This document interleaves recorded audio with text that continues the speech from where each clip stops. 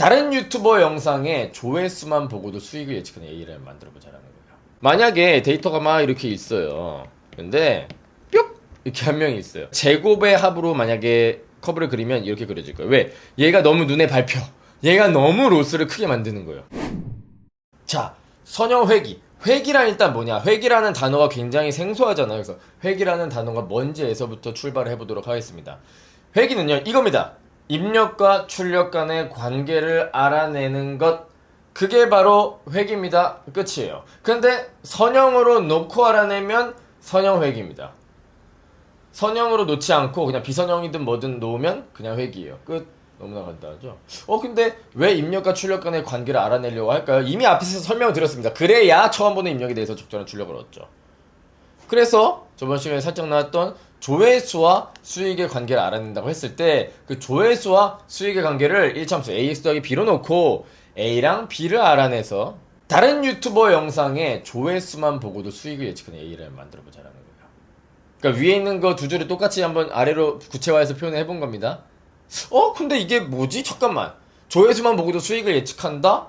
사진만 보고도 어떤 분류인지 예측한다. 같은 얘기 아닙니까? 분류랑 회귀. 뭐가 다릅니까? 똑같습니다. 예, 맞아요. 똑같습니다. 단지 내가 원하는 최종 출력의 결과물의 생김새만 다르다 그랬어요. 어떻게 다르다고요? 분류는 땅땅땅 떨어진다 그랬어요. 딱딱딱 떨어진다. 내가 최종적으로 원하는 게. 회귀는 연속적인 값. 그러니까 수익 같은 경우는 회귀로 풀어야죠. 수익 같은 경우는 몇 점 몇 원 이렇게 연속적인 값, 실수 값이잖아요. 어떤 분류 A등급, B등급 뭐 이렇게 하자는 게 아니잖아요.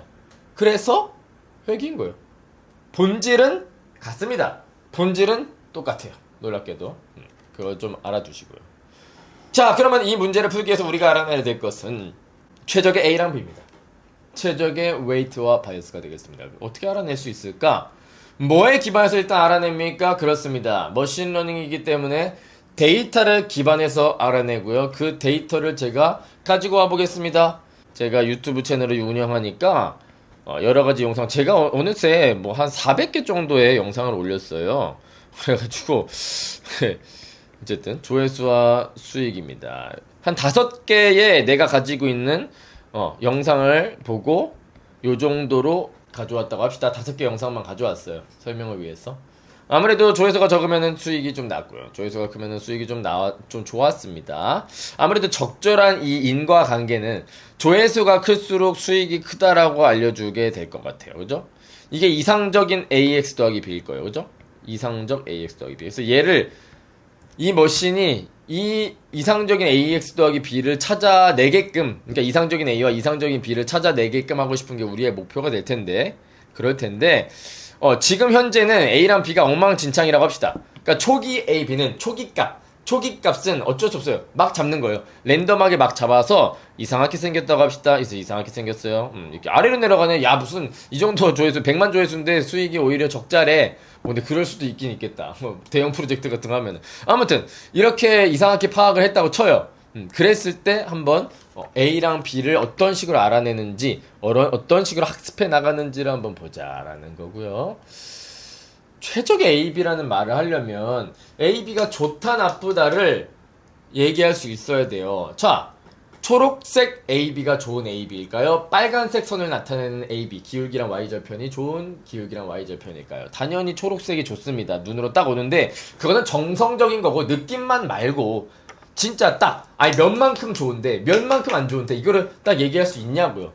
그를 위해서 필요한 것은 어떤 이 정확한 판단의 근거인 로스라는 녀석이 필요한 거예요. 그래서 이 로스라는 녀석은 정확히 정량적으로 얼마만큼 안 좋은지를 나타내요. 그렇기 때문에 이 안 좋은지를 나타내는 로스를 최소로 만들어주는 A랑 B가 바로 최적의 A랑 B가 되겠죠. 그 로스는 뭔데? 정확히 뭔데? 내가 풀고 싶은 문제에 맞게 잘 정의하는 겁니다. 잘 정의하시면 돼요. 그게 로스입니다. 로스, 손실, 안 좋은 거죠. 그래서 그 개념에 맞게 뭘 줄여야 좋을지를 고민해서 그거에 맞게 수식을 세우는 거예요. 예를 들면 지금 이 상황에서라면 AI의 예측을 Y hat, 실제 수익을 Y라고 표현한 다음에 그 차이를 에러라고 정의를 해보겠습니다. 자, 그러니까 요 다섯 번째 데이터 있잖아요. 요 다섯 번째 데이터의 x, y가 여기 있죠. 요 다섯 번째 데이터의 조회수에 대해서 실제 수익은 요 정도로 나왔대요. 그 실제 수익을 Y5라고 표현해 볼게요. 다섯 번째 데이터니까, 그리고 Y축에 있으니까 Y5 이렇게 표현해 볼 거고요. 현재 이상한 AB 값에서의 예측된 수익은요, 요 아래로 가네요. 이게 머신의 예측선인 거예요. 머신의 예측선. 현재 안 좋은 예측선입니다. 찾아 나갈 거예요. 일로 찾아 나갈 거예요. 자, 그랬을 때 요 놈을 뭐라고 하자고요? Y5 헷 모자를 썼다. 그래서 헷 이렇게 표현하는 거고요. 이 차이를요, 에러라 그래서 E5 이렇게 표현해 보겠습니다. E5 다섯 번째 데이터의 에러니까 E5라고 하고 Y5 빼기 Y5 헷 이렇게 해주면 되겠죠.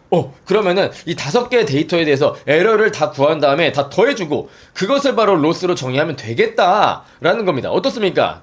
E1 더하기 E2 더하기 똑같은 방식으로 구해가지고 쭉 나열해주면 되겠다. 어떻게 생각하세요? 이러면 안 됩니다. 뜨든 안 된다까지는 아닌데 조금 아쉬운 점이 있어요. 아쉬운 상황이 있을 수 있어요. 어쩔 때 그러냐? 예를 들어서 이게 두 개의 데이터가 있다 쳐요.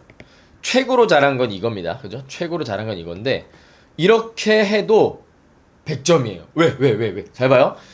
자, 지금 보시면 실제 빼기 예측입니다. 실 빼기 예요. 실 빼기 예. 실제 빼기 예측 뭐 1,000원이라고 합시다. 그 수익의 차이니까. 그 다음에 실제 빼기 예측 마이너스 1,000원이네.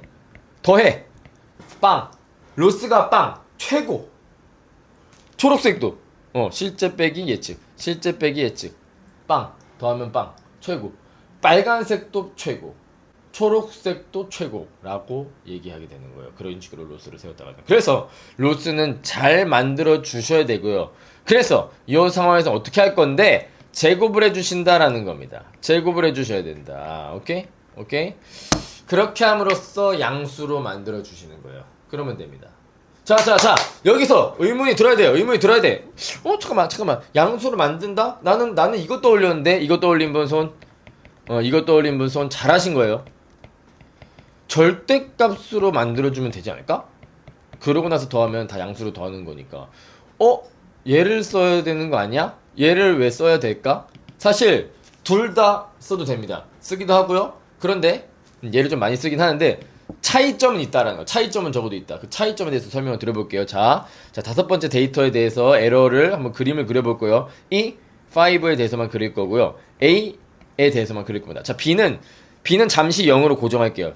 B는 잠시 0으로 고정. 그러면은 여기서 앞정 딱 박아놓고 얘를 돌리는 거죠. 이렇게 그림이 표현이 드르륵 이렇게 돌리는 거죠. 그죠? 여기에 딱 앞정 박아놓고 이해되죠?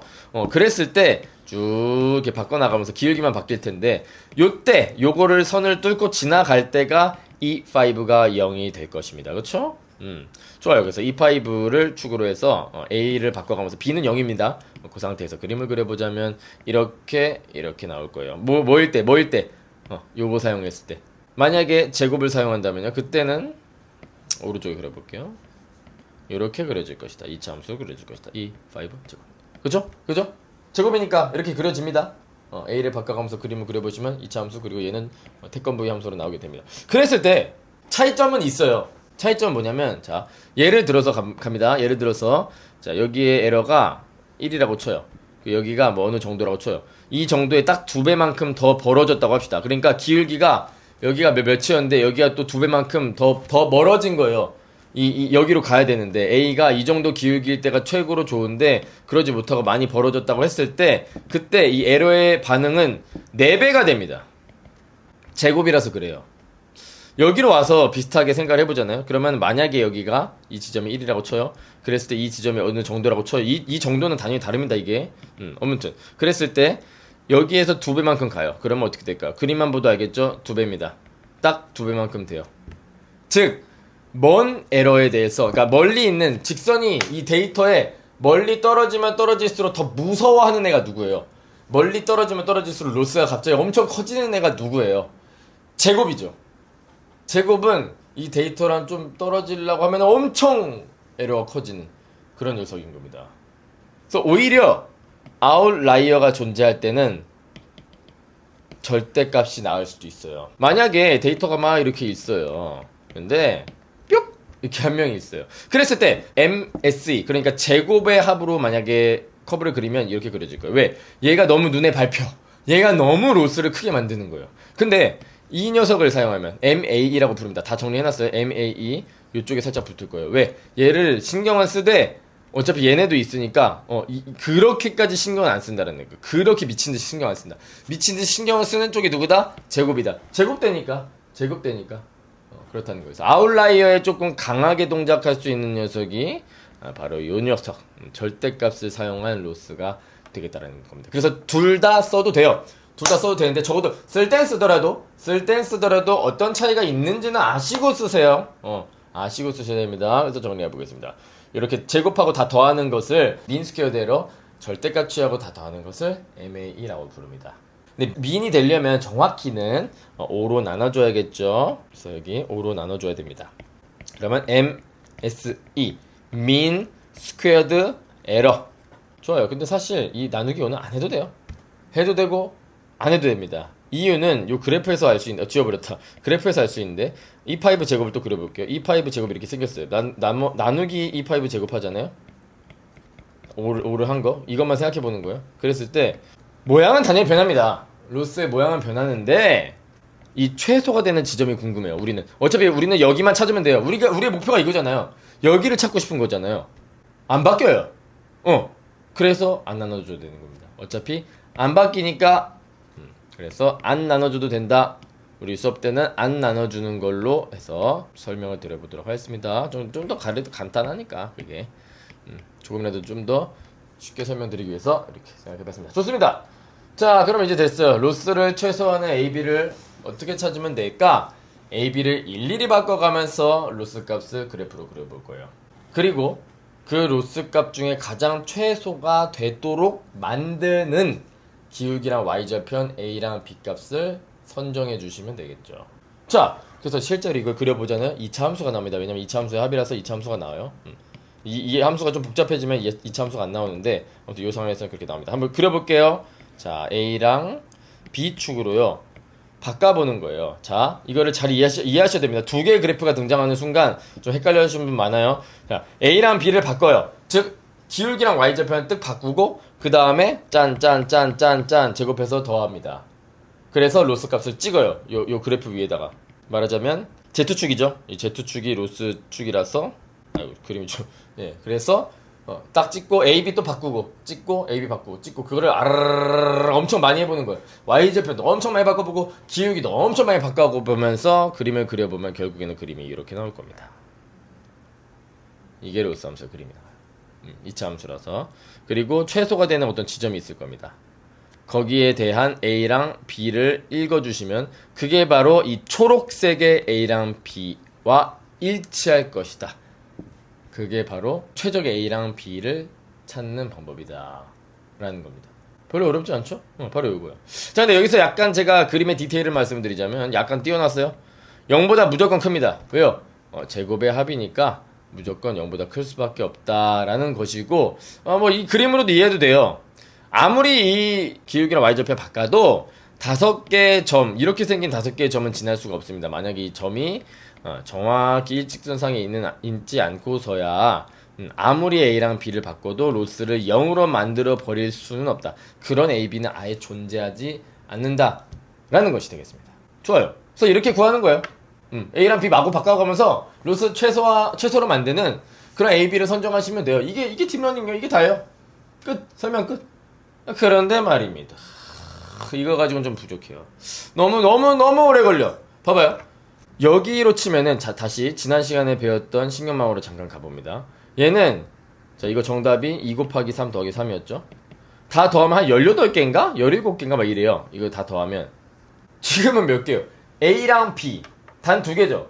A랑 B만 바꿔가면서 로스 값을 찍어주면 됐었어요. 그런데 와 18개, 19개, 17개 바꿔가면서 못 그려. 너무 오래 걸려. 심지어 GPT-3 어떻습니까? GPT-3 1750억 개입니다. 불가능한 거 이제 됐죠?